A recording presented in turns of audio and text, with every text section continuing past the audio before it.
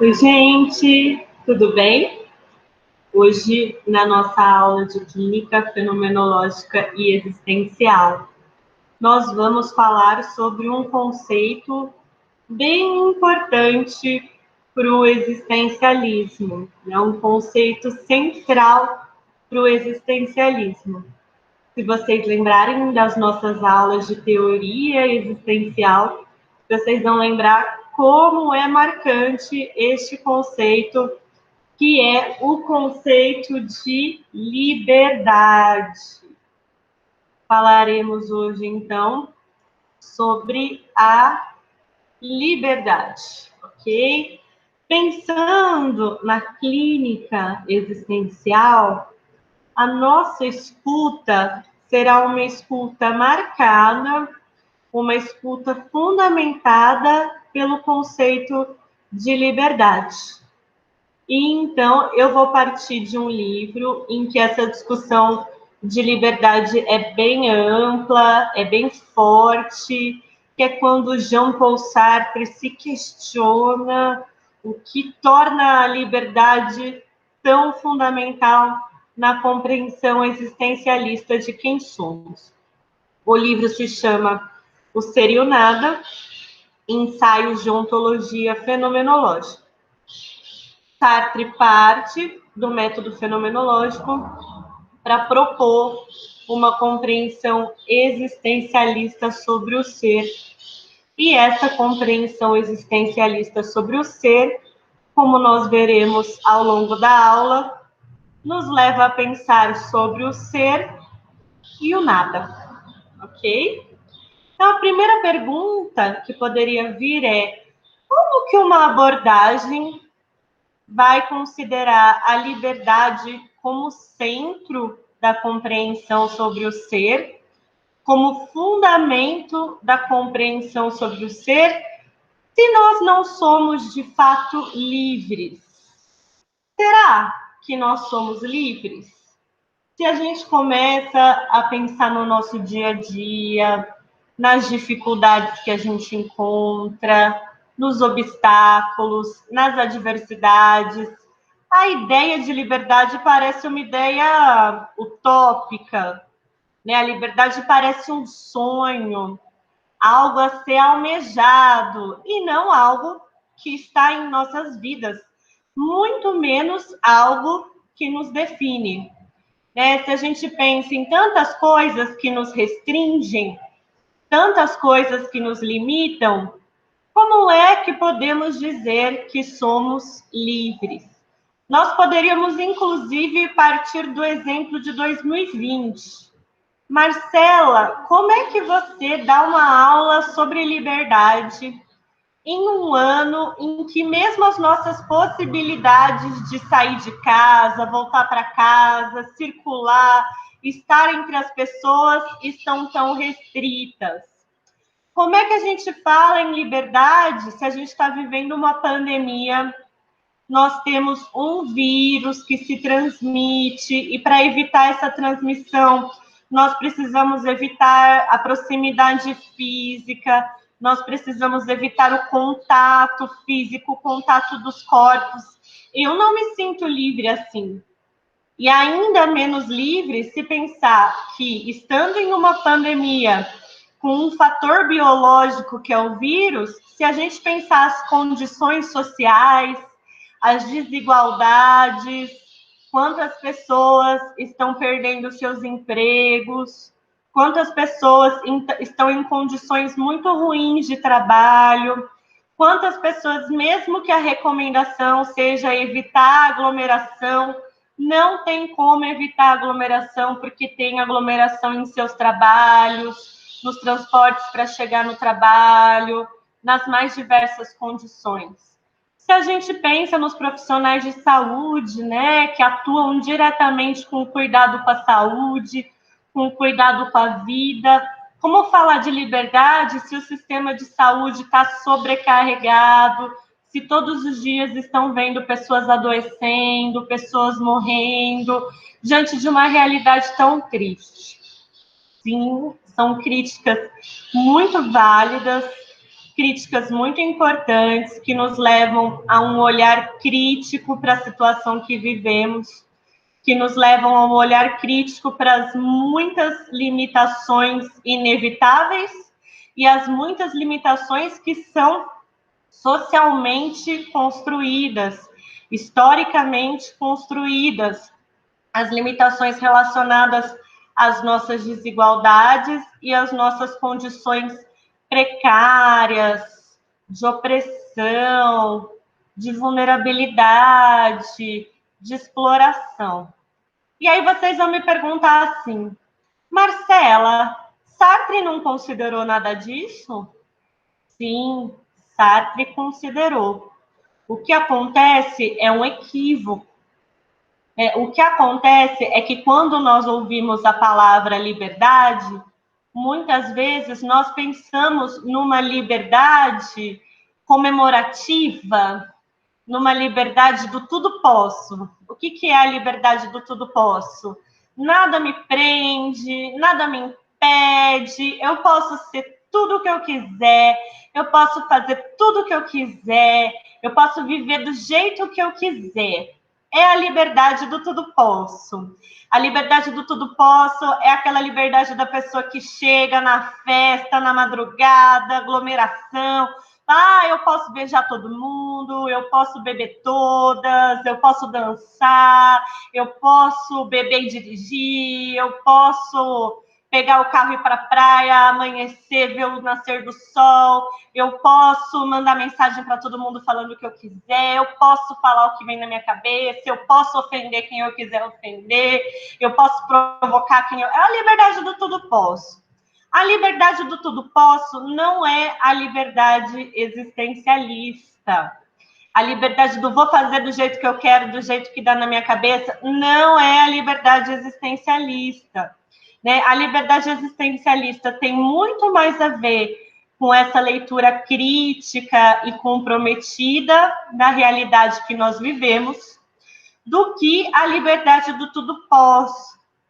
A liberdade existencialista, ela vai olhar justamente por como, mesmo diante de circunstâncias muito difíceis, mesmo diante de circunstâncias muito adversas, com adversidade, com obstáculo, mesmo diante de circunstâncias que impedem que a gente faça muito do que nós acreditamos que precisa ser feito, impedem que a gente transforme muito do que nós acreditamos que precisa ser transformado, ainda assim, nas circunstâncias tais como nós vivemos essas circunstâncias, nós precisamos agir. E para agir, nós escolhemos. Agir é escolher como agir. À medida que agimos, né, essa forma de agir vai fazendo parte da nossa forma de ser. Lembrando da compreensão existencialista de que a existência precede a essência. Então, ao agir, nós vamos nos tornando, nos formando de acordo com como agimos. E por mais difíceis e restritas que sejam as circunstâncias em que nós agimos, nós, para agir, precisamos escolher. Para agir, precisamos escolher e também ter a responsabilidade diante do que escolhemos. Então, a liberdade existencialista não é a liberdade do tudo posso. A liberdade existencialista é a liberdade da angústia, dessa angustiante posição de, mesmo em situações tão complicadas, é necessário escolher. Nós estávamos falando de um problema de proporções mundiais, da pandemia que nós estamos enfrentando. Mas pode ser um problema íntimo, pode ser um problema que eu estou lidando sozinha. Eu posso estar lidando de acordar de manhã com um desânimo profundo, acordar abatida, acordar sem forças, nem mesmo levantar da cama parece algo possível. Aí você fala, Maricela, você está dizendo que uma pessoa com depressão tem escolha? Pois é, em nenhum momento eu estou dizendo que a pessoa com depressão escolhe estar deprimida.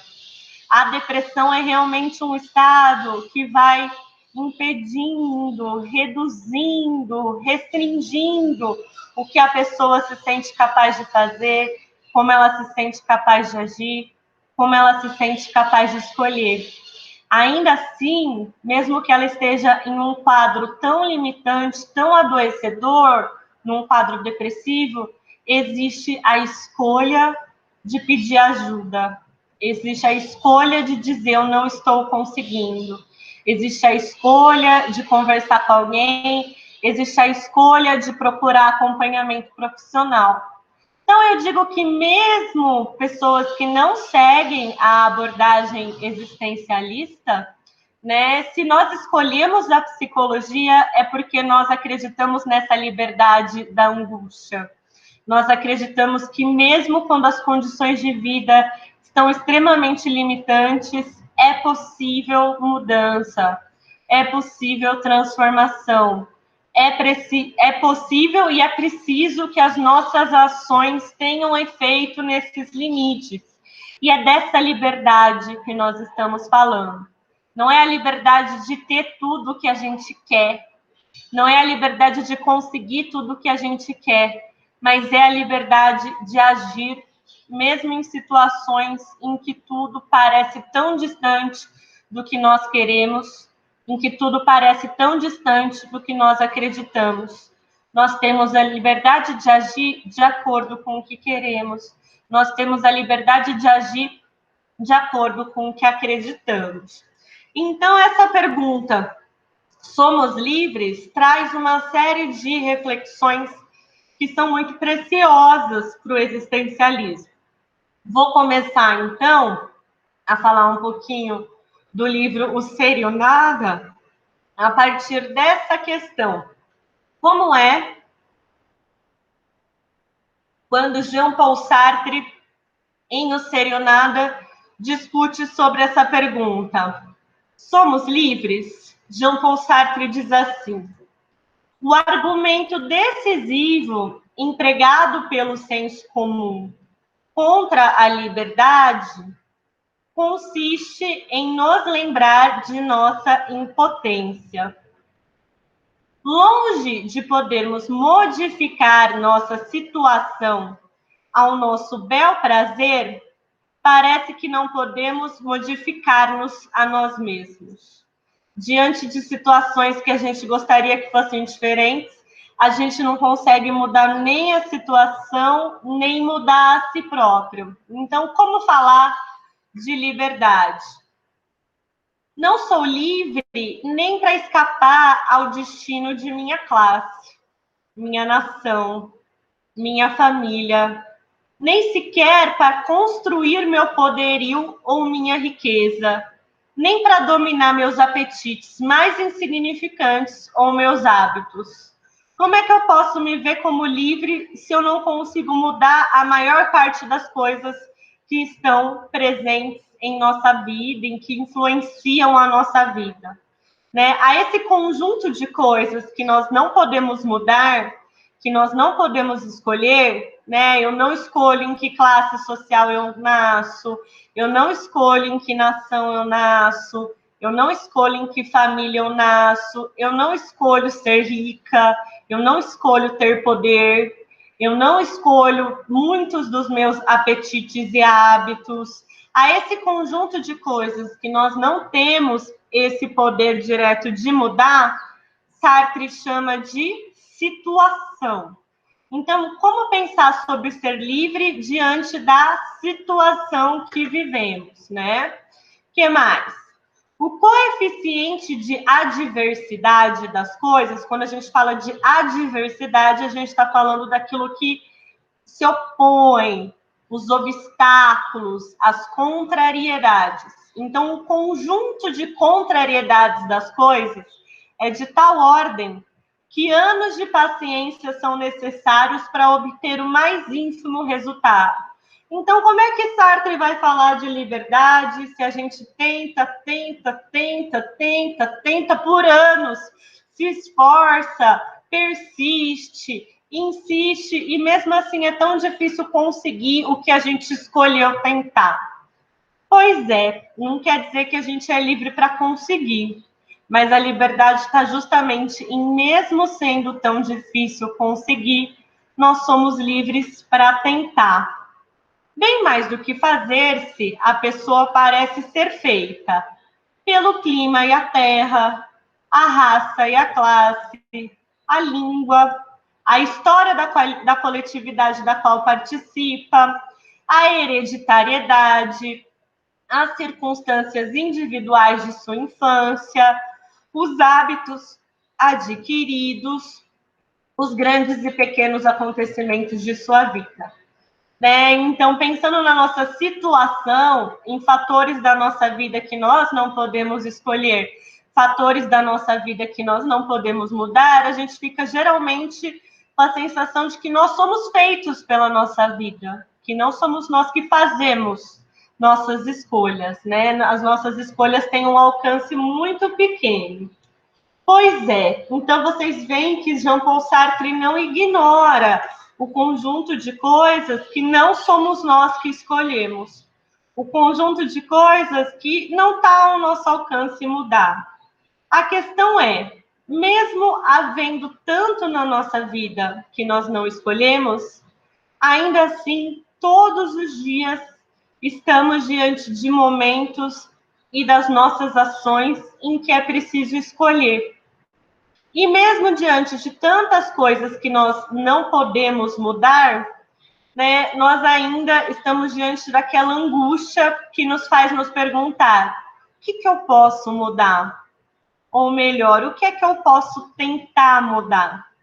Então, a liberdade para o existencialismo não está na liberdade do tudo posso, não está na liberdade do se eu quero, eu consigo. Está na liberdade de, mesmo consciente das limitações, das adversidades, dos obstáculos, eu me vejo diante de escolhas. Nós falaremos mais sobre isso nos nossos próximos vídeos, que também serão sobre a liberdade.